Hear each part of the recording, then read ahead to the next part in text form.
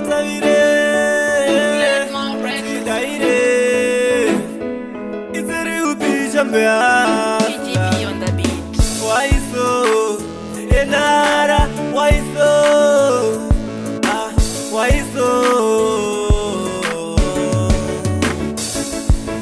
Kuyenda kwenyu amai asina kundifata. Kuyenda kwenyu mama pamoyo zikatibata. Kuyenda kwenyu amai asina kundifata. Kuyenda kwenyu mama pamoyo zikatibata.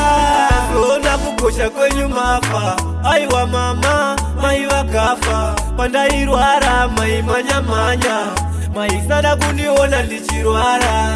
Ndazona kukosha kwenyu mafa aiwa mama mai vakafa. Pandairwara mai manyamanya mai sada kundiona ndichirwara. Kuyenda kwenyu amai asina kundifata. Kuyenda kwenyu mama pamoyo zikatibata. Kuyenda kwenyu amai asina kundifata. Kuyenda kwenyu mama pamoyo zikatibata. Mama kandisiya ndiri mudiki satinda kunatsogona pata piki. Satinda kuda pafoto papiki nguva yacho mama ndanga ndiri mudiki. Mama makandisiya ndiri mudiki satinda kunatsogona pata piki.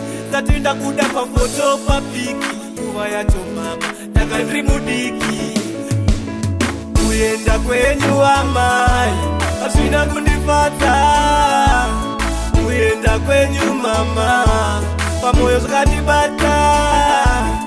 Kuyenda kwenyu amai asina kundifata. Kuyenda kwenyu mama pamoyo zikatibata.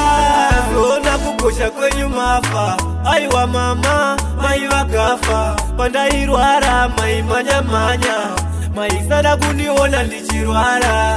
Ndazona kukosha kwenyu mafa aiwa mama mai vakafa. Pandairwara mai manyamanya mai sada kundiona ndichirwara.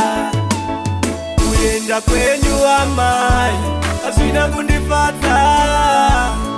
Kuyenda kwenyu mama pamoyo zikatibata. Kuyenda kwenyu amai asina kundifata.